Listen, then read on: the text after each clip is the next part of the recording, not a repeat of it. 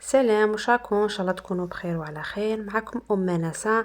اليوم جبت لكم وصفه جديده كالعاده والعبيد لي كوت مي درناهم في لاكوكوت مينوت مع خضره صوتي يجوكم مطريين وما يبسولكمش. لهنا قبل كل شيء حكمت الخضره تاعي. هنايا كانت عندي الكورجات، قطعتها حكمتها قطعتها هكا طويله وتكون شويه خشينه ما تكونش رقيقه بزاف. بعد ما نقطعوا الكورجات نحكموا زروديه. انا درت كورجات زروديه وبطاطا، تقدروا ديروا لوبيا، لوبيا خضراء، كل واحد واش يحب. انا هذا واش كان متواجد عندي في الدار، الكورجات البطاطا وزروديه. درتهم صوتي، ما درتش يعني كميه كبيره. كنت تعرفوا الدراري ما ياكلوش الخضره، درت غير انا والدراري قريت لهم مقله بطاطا. احكمت الخضره تاعي كما قلت لكم، قطعتها هكا طويله كيما راكم تشوفوا. احكمتها باش نختصر في الوقت وتمتم طيب لي. درتها في لاكوكوت مينيت.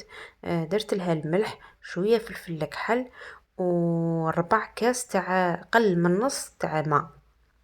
هاوليك هنايا قولي 4 كاس تاع الماء. هذا ما كان. نديروها في لاكوكوت مينيت، نغلقوا عليها ونديروها فوق النار. طيب كي تبدا تصفر نطفولها. لهنا بعد ما طابت لي كامل الخضره نجي نصوتيها في المقله. نديرو شويه زبده ونبداو نصوتي شويه تاع الثوم والمعدنوس. انا حتى مع الاخر باش درت المعدنوس نسيتو، معليش ما كاش مشكل. صوتي كامل الخضرات تاعك. لهنايا لي كوت تاوعنا بعد ما راهم منقيين وغسلتهم نملحوهم، يعني لي كوت فيهم غير الملح وفلفل الكحل. نحكمهم في لاكوكوت تاعنا، نستفوهم كامل بلا قطره زيت، ما نديرو حتى قطره زيت. نستفو كامل لي كوت تاوعنا، نغلقوا عليها، نغلقوا على لاكوكوت مينيت ونخلوها نار متوسطه. كي تبدا تصفر نقصوا لها بتي فو ونخلوها طيب. شوفوا هنا بعد ما طاب يطلق هذيك العصاره تاعو، ومن بعد خلوهم نحوا الغطاء وخلوها تتحمر. شوفوا هنا بعد ما طابوا تحمروا يعني ويجوا ما شاء الله محمرين ويجوا طريين، ما يجوش هذوك لي كوت اللي يجوا يابسين. ونقول لكم مشاهدكم في الجنه.